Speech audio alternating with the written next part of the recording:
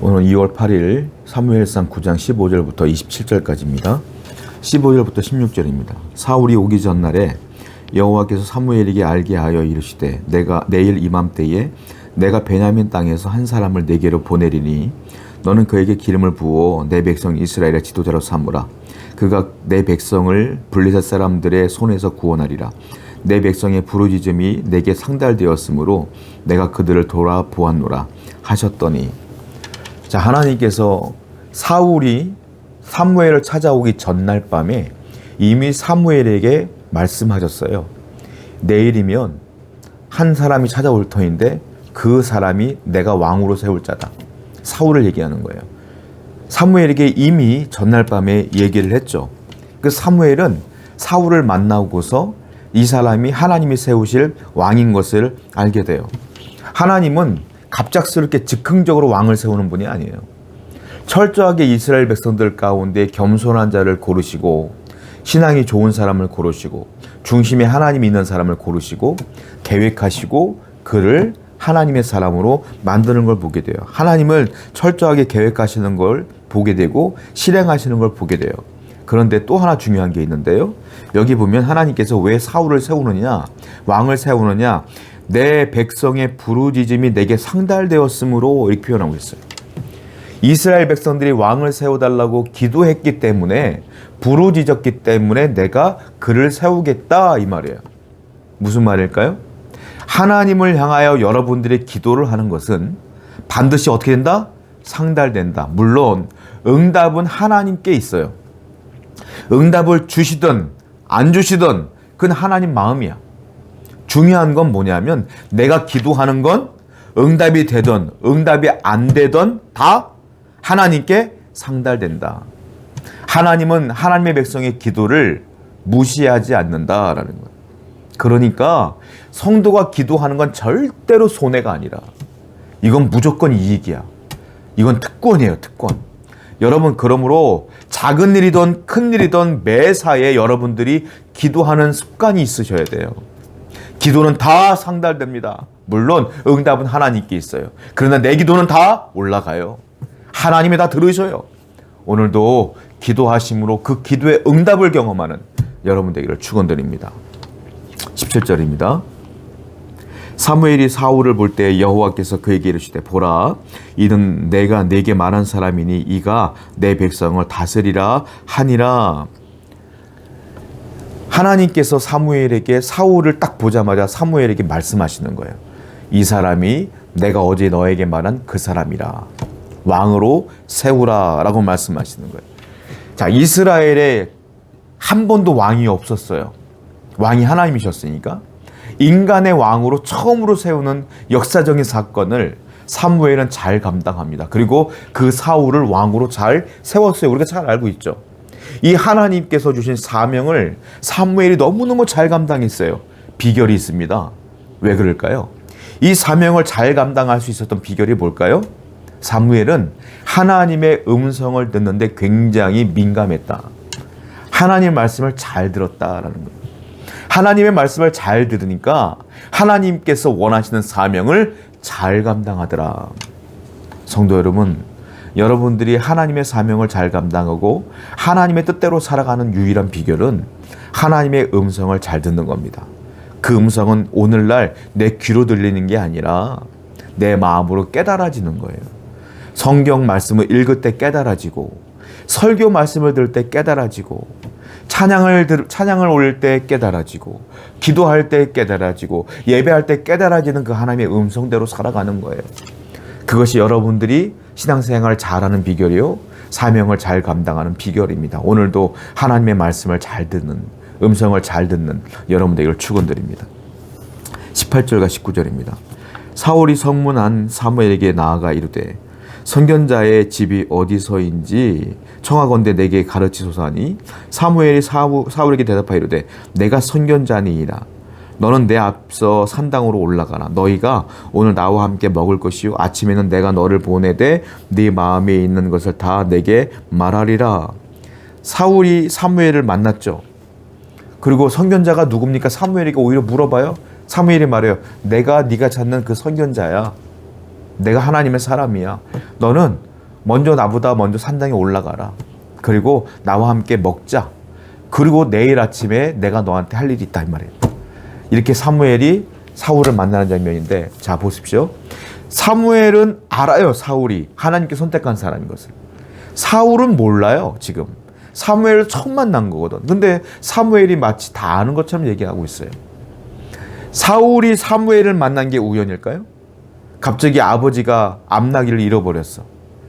그게 우연일까요? 아니요. 그때부터 섭리가 시작된 거예요. 그리고 아버지가 사울에게 나귀를 찾아오라고 했던 거 우연일까요?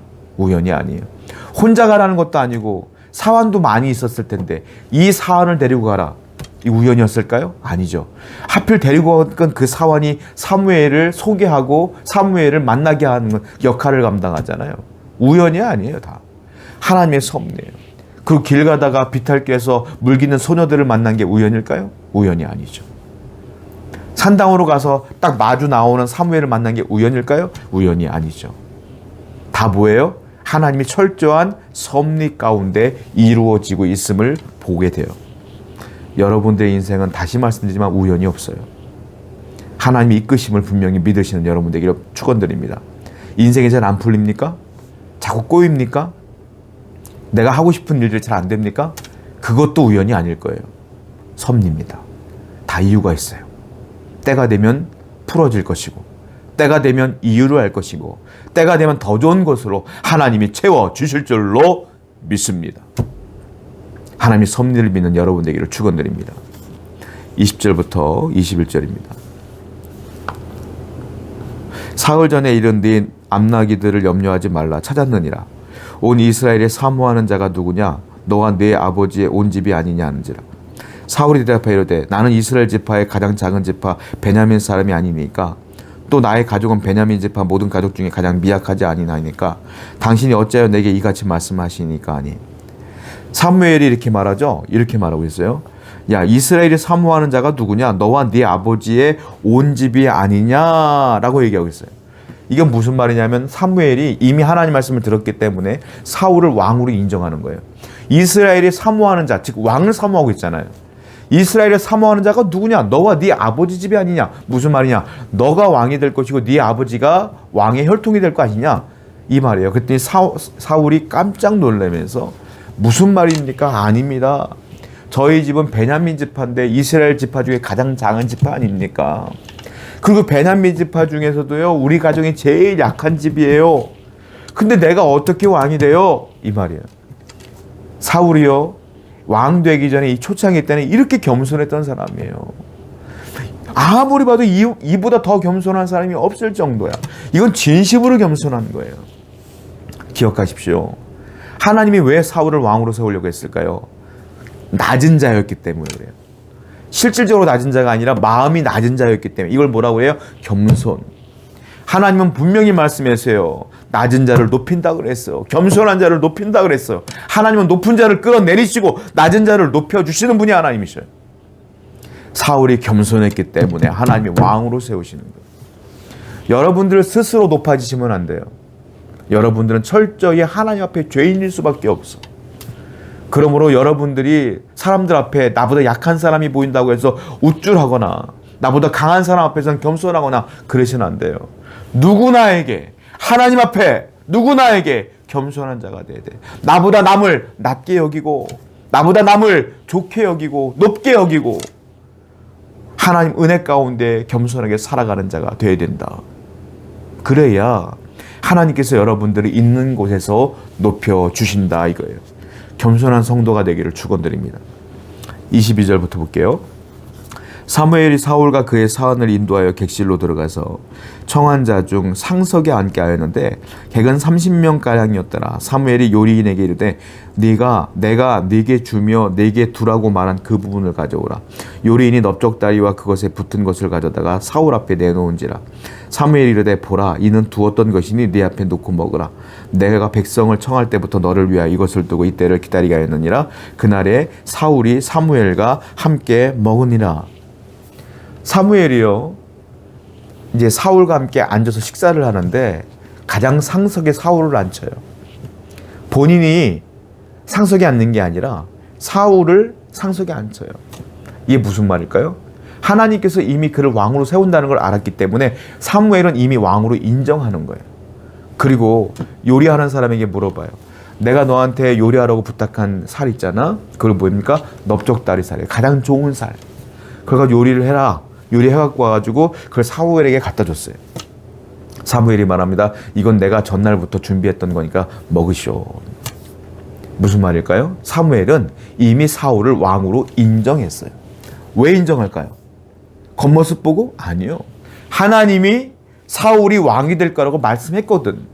그러니까 사무엘은 하나님이 인정한 자이기 때문에 사무엘도 인정하는 거예요. 여러분 기억하십시오.